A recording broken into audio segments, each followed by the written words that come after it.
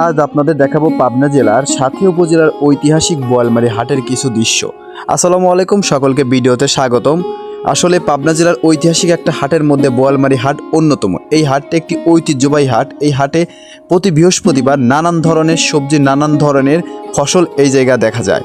এই হাটটি সাথী উপজেলার একটা গুরুত্বপূর্ণ হাট।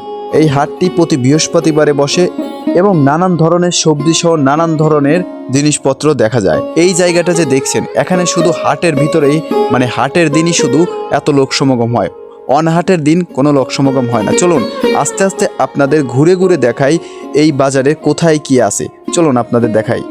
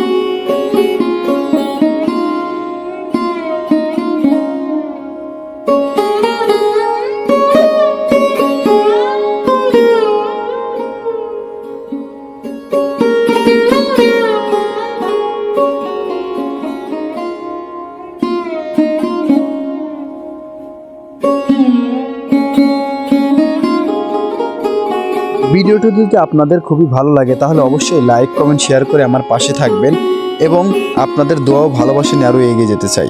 ধন্যবাদ সকলকে। সকলে ভালো থাকবেন, সুস্থ থাকবেন। আল্লাহ হাফেজ। আসসালামু আলাইকুম।